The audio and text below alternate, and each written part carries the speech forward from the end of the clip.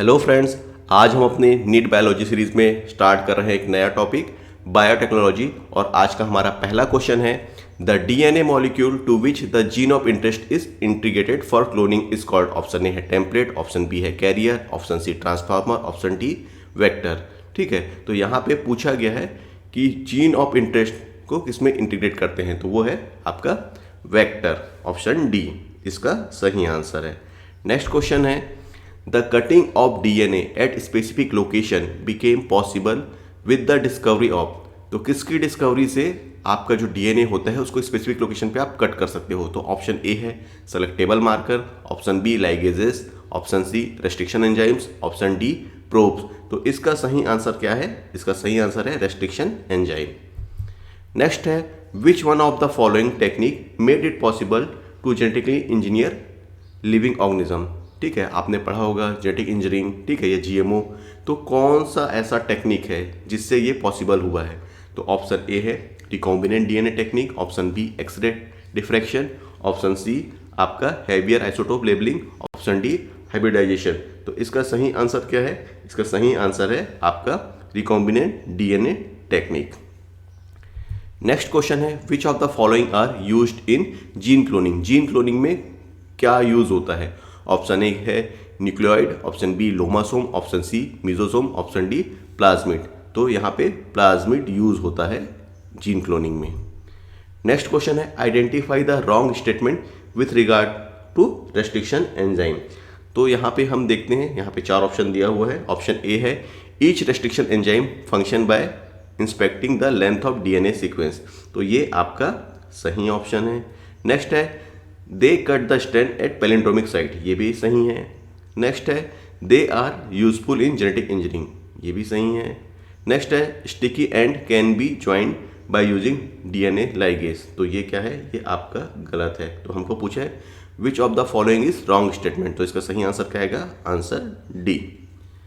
Next question है choose the correct pair from the following. तो यहाँ पे आपको करेक्ट पेयर क्या करना है? सेलेक्ट करना है। तो यहाँ पे ऑप्शन ए लाइगेजेस। तो लाइगेजेस का क्या काम रहता है? Join the two DNA molecule, ये तो आपका सही ऑप्शन है। ठीक है, polymerase break the DNA into fragment, ये गलत है। Nucleases separate the two strand of DNA, ये भी गलत है।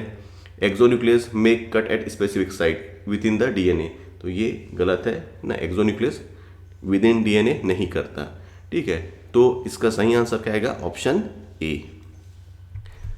नेक्स्ट क्वेश्चन है the specific palindromic sequence which is recognised by Eco R1, है ना, इको R1। ठीक है, कौन से साइट को, है ना, कौन सा पैलिंड्रोमिक सीक्वेंस को रिकॉग्नाइज करके वहाँ पे कट करता है? तो आपको पता है 5 prime to 3 prime GAA TTC और CTT AAG।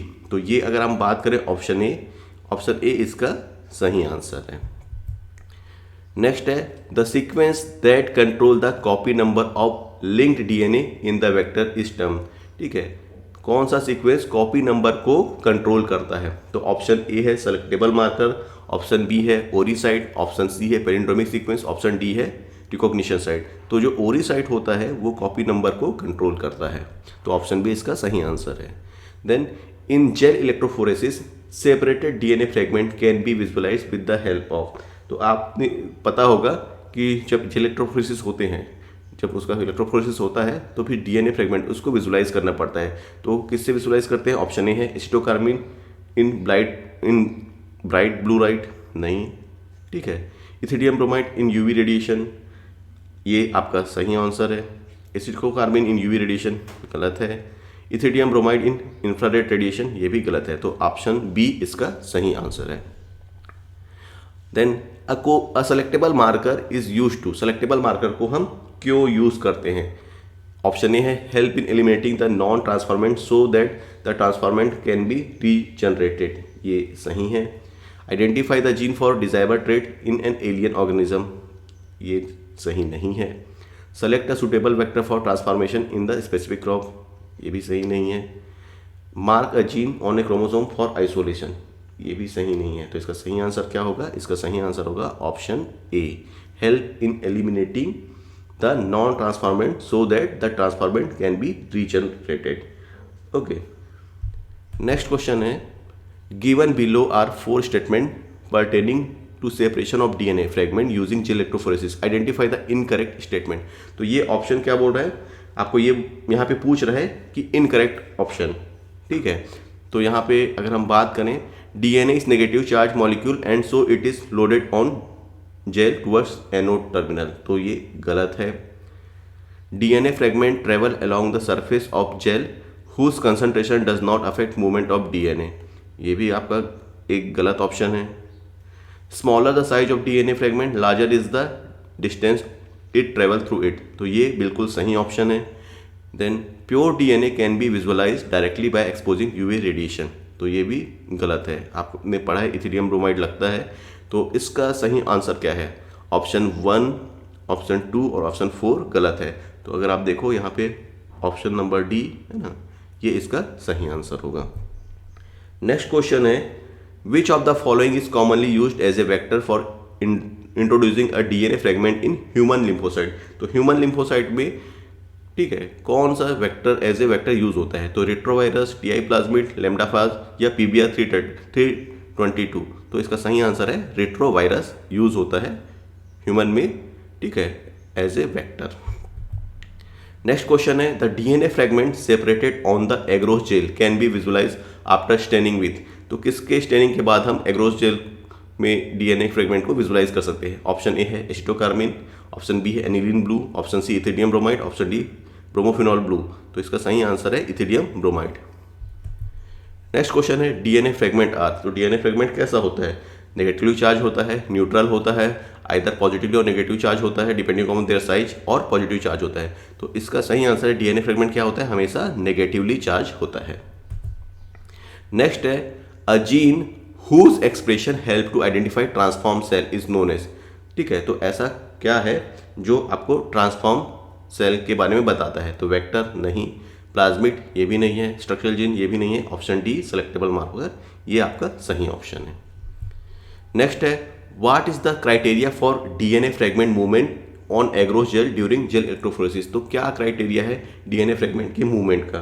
तो हम देखें यहाँ पे ऑप्शन ए है smaller the fragment size the farther it move, option B है positively charge fragment move to farther end, negatively charge fragment do not move, the larger the fragment size the farther it move. तो यहाँ पे आपको पता है जितना छोटा DNA का फ्रेगमेंट होगा उतना ज़्यादा वो मूव करेगा, तो ऑप्शन ए इसका क्या है? सही आंसर है। Next question, which of the following restriction enzyme produce blunt end? Option A SAL1, option B EcoR5, option C XHO1, option D HindIII। तो यहाँ पे जो EcoR5 है, ठीक है, ये क्या करता है? ब्लंट एंड क्रिएट करता है। Next, which of the following is not a feature of plasmid. Plasmid का फीचर कौन सा है? नहीं है, ठीक है, नॉट अ फीचर बोला है।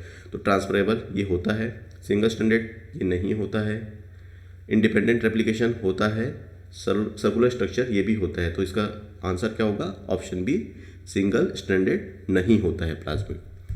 नेक्स्ट है, a foreign DNA and plasmid cut by the same restriction endonuclease can be joined to form a recombinant plasmid. ठीक है, तो यहाँ पे क्या पूछ रहे हैं आप? यहाँ पे जो फॉरेन डीएनए और प्लाज्मिड जो एक रेस्ट्रिक्शन एंडोन्यूक्लियस से कट होता है उसको किससे ज्वाइन करोगे? तो इसका ऑप्शन ए है EcoR1, option B Taq polymerase, option C polymerase 3, option D ligase. तो इसका सही आंसर क्या आएगा? इसका आएगा लाइगेज सही आंसर। लाइगेज को हम बोलते हैं मॉलिकुलर ग्लू, जो 2 डीएनए फ्रेगमेंट को ज्वाइन करने का काम करता है। नेक्स्ट है, which of the following is a restriction endonuclease. कौन सा रेस्ट्रिक्शन एंडोन्यूक्लियस है? DNase 1, RNAs, HInd2, proteases. तो इसका सही आंसर क्या है? HInd2 आपका रेस्ट्रिक्शन एंडोन्यूक्लियस है। Next, the colony of recombinant bacteria appear white in contrast to blue colony of non recombinant bacteria because of. आपका जो रिकॉम्बिनेंट बैक्टीरिया है उसकी कॉलोनी वाइट दिखाई देती है, जबकि नॉन रिकॉम्बिनेंट बैक्टीरिया की कॉलोनी ब्लू दिखाई देती है। ऐसा क्यों होता है? ऑप्शन ए है आपका insertional inactivation of alpha galactosidase in recombinant bacteria, ऐसा नहीं है। Inactivation of glycosidase enzyme in recombinant bacteria, ये भी नहीं। Non recombinant bacteria containing beta galactosidase, non recombinant bacteria containing beta galactosidase, ये सही है। ऑप्शन 4 है insertional inactivation of alpha galactosidase in non recombinant bacteria, तो ये भी गलत है। तो इसका सही आंसर क्या होगा? इसका सही आंसर होगा option C non recombinant bacteria containing beta galactosidase. Next question, match the following. Okay, तो देखो आप यहाँ पे देखिए जो बैसिलस thuringiensis है ये क्या करता है, ये क्राई प्रोटीन रिलीज करता है। आपने बीटी कॉटन पढ़ा होगा या बीटी क्रॉप्स में बैसिलस thuringiensis यूज़ करते हैं। थर्मस एक्विटस क्या है, डीएनए पॉलीमरेज। आपने टैग पॉलीमरेज यहीं से आइसोलेट होता है। एग्रोबैक्टीरियम क्या है, एक क्लोनिंग वेक्टर है। और साल्मोनेला टाइफिन्यूरियम क्या है आपका, it construction of first recombinant DNA molecule किससे हुआ था, साल्मोनेला टाइफिन्यूरियम से। तो देखिए इसका सही आंसर क्या होगा, इसका सही आंसर है ऑप्शन बी। नेक्स्ट क्वेश्चन है, DNA precipitation out of a mixture of biomolecule can be achieve by treatment. तो डीएनए प्रेसिपिटेट किससे होता है, chilled chloroform, isopropanol, chilled ethanol और मेथेनॉल एट रूम टेम्परेचर। तो इसका सही आंसर है चिल्ड एथेनॉल से डीएनए प्रेसिपिटेशन होता है। नेक्स्ट क्वेश्चन है, which of the following equipments is essentially required for growing microbe on a large scale for industrial production of enzyme। तो industrial production of enzyme के लिए कौन सा इक्विपमेंट जरूरी होता है, option A bioreactor, option B BOD incubator, option C sludge digester, option D industrial oven. तो इसका सही आंसर क्या है, इसका सही आंसर है bioreactor. Next question, the correct order of steps in polymerase chain reaction, PCR polymerase chain reaction. तो इसमें क्या होता है, सबसे पहले क्या होगा, डीएनए का डीनेचुरेशन होगा, फिर क्या होगा, एनीलिंग होगा और उसके बाद एक्सटेंशन होगा। तो यहाँ पे सबसे पहले मैंने बताया डीनेचुरेशन, एनीलिंग एंड एक्सटेंशन। तो ऑप्शन डी इसका सही आंसर है। नेक्स्ट क्वेश्चन है, the process of separation and purification of expressed protein before marketing. Process of separation and purification, तो जो आपका प्रोटीन बना है, ठीक है, तो उसका सेपरेशन एंड प्यूरिफिकेशन, ठीक है, बिफोर मार्केटिंग, ये प्रोसेस क्या कहलाता है। ऑप्शन ए है downstream processing, option B है bioprocessing, option C post production processing, option D upstream processing. तो इसको हम बोलते हैं downstream processing. Next question है, stirred tank bioreactor have design for, ये क्यों ऐसा डिजाइन किया जाता है। ऑप्शन ए है purification of product, option B addition of preservative to the product, option C availability of oxygen throughout the process, option D ensuring anaerobic condition in the culture vessel। तो इसका सही answer है availability of oxygen throughout the process। Next question है, which of the following is not a component of downstream processing। तो कौन सा इसमें downstream process का कंपोनेंट नहीं है, सेपरेशन, प्यूरिफिकेशन, प्रिजर्वेशन या एक्सप्रेशन। तो एक्सप्रेशन डाउनस्ट्रीम का कंपोनेंट नहीं है। नेक्स्ट क्वेश्चन है, the tag polymerase enzyme is obtain from. मैंने अभी पहले आपको बताया है टैग पॉलीमरेज किससे आइसोलेट किया जाता है, वो थर्मस एक्विटस से। Next, N analysis of chromosome DNA using the southern hybridization technique does not use.